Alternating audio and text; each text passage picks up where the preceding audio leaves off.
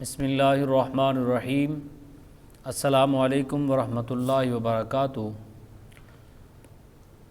جیسا کہ آپ کو معلوم ہے کہ ناموس رسالت پر پوری مسلم امہ بھارت کے خلاف سراپا احتجاج ہے اور یہ مطالبہ کیا جا رہا ہے کہ بھارتی مصنوعات کا بائیکاٹ کیا جائے۔ تو بہت سارے دوست یہ پوچھ رہے تھے کہ یہ مصنوعات کا بائیکاٹ کرنا، اس کی کوئی تاریخ اسلام میں مثال ملتی ہے یا اس سے کوئی فرق پڑتا ہے انہیں؟ ہم تو یہ سمجھ رہے ہیں کہ شاید احتجاج کرنے سے اور دھرنا دینے سے اور ریلیاں نکالنے سے ہی کچھ کسی کو فرق پڑتا ہے، تو یہ مصنوعات کا بائیکاٹ کرنے سے بھی کیا کسی کو فرق پڑتا ہے؟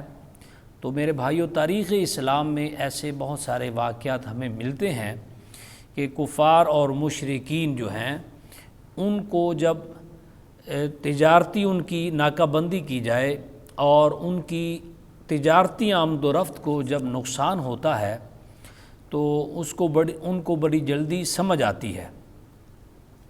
تو یہ بات آپ کو سمجھ لینی چاہیے۔ اسلام کے اندر ایسے واقعات ہمیں ملتے ہیں تاریخ اسلام کے اندر۔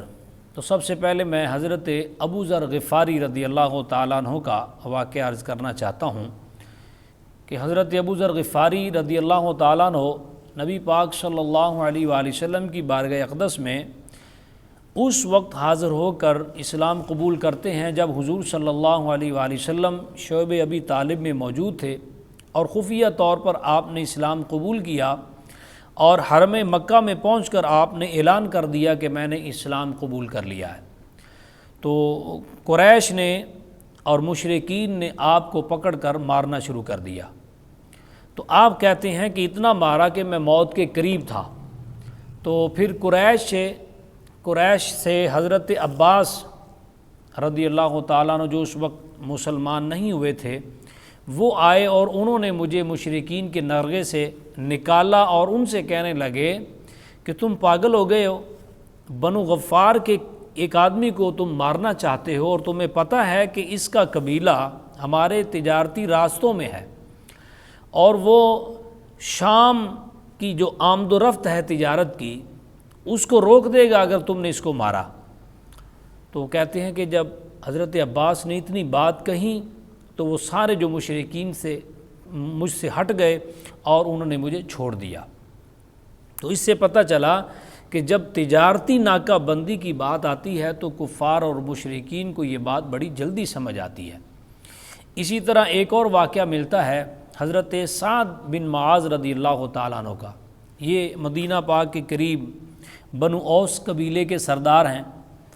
تو یہ حضور علیہ الصلوۃ والسلام جب ہجرت کر کے مدینہ طیبہ پہنچے تو آپ مدینے سے مکے عمرہ کرنے کے لیے تشریف لائے۔ تو ابو جہل نے انہیں پکڑ لیا اور کہنے لگا کہ آپ لوگوں نے ہمارے مہاجرین جو تھے، ہمارے آدمیوں کو پناہ دی ہوئی ہے، وہ تو ہم سے بھاگے ہوئے ہیں، تو ان بھاگے ہوئے لوگوں کو تم نے پناہ دے رکھی ہے، تو لہٰذا میں تمہیں عمرہ نہیں کرنے دوں گا۔ تو حضرت سعد بن معاذ رضی اللہ تعالیٰ عنہ نے بھی یہی جملہ کہا۔ آپ نے فرمایا کہ تمہیں پتہ ہے کہ اوس قبیلہ تمہارے تجارتی راستوں میں آتا ہے، اگر تم نے مجھے زیادہ تنگ کیا یا چھیڑ چھاڑ کی تو یہ یاد رکھنا کہ ہم تمہارے تجارتی قافلوں کو وہاں روک لیں گے اور تجارتی آمد و رفت جو ہے وہ تمہاری بند ہو جائے گی، تمہاری تجارتی ناکہ بندی ہم کر دیں گے۔ جب اتنی بات کہی تو حضرت سعد بن معاذ کہتے ہیں کہ ابو جہل نے مجھے فوراً چھوڑ دیا۔ یعنی یوں سمجھیے کہ کفار اور مشرکین زبان ہی یہ سمجھتے ہیں کہ جب ان کی تجارتی ناکہ بندی کی جائے، جب ان کی مصنوعات سمجھ لیں یا ان کے ساتھ کاروباری معاملات جو بند کر دیا جائے تو انہیں یہ بات بڑی جلدی سمجھ آتی ہے۔ اس پر اور بہت سارے واقعات ہمیں تاریخ اسلام میں ہمیں ملتے ہیں کہ بہت سارے صحابہ کے واقعات بھی ملتے ہیں کہ ایسا ہوا۔ بلکہ آپ غزوہ بدر کا پس منظر دیکھ لیں تو وہ ایک تجارتی قافلے کو ہی روکنے کے لیے نبی پاک صلی اللہ علیہ وآلہ وسلم تشریف لے کر جا رہے تھے، تو اسی تجارتی قافلے کو روکنے کے لیے ابو جہل لشکر لے کر آیا تھا، تجارتی قافلے کی حفاظت کے لیے۔ تو پھر وہ ایک اللہ پاک نے ان کا آمنا سامنا کروا دیا۔ تو تجارتی معاملات میں کفار اور مشرکین بڑے حساس ہوتے ہیں، لہٰذا اگر ہم بھارت کی مصنوعات کا بائیکاٹ کرنے میں مکمل کامیاب ہو گئے تو انشاءاللہ یہ اپنی نسلوں کو بھی بتا جائیں گے کہ تم نے مسلمانوں کے نبی حضرت محمد مصطفیٰ صلی اللہ علیہ وآلہ وسلم کی شان اقدس میں کوئی ہلکا جملہ بھی نہیں بولنا ہے۔ اللہ تعالیٰ ہم سب کو ناموس رسالت کا سچا پہرے دار بنائے، آمین ثم آمین، والسلام علیکم ورحمۃ اللہ وبرکاتہ۔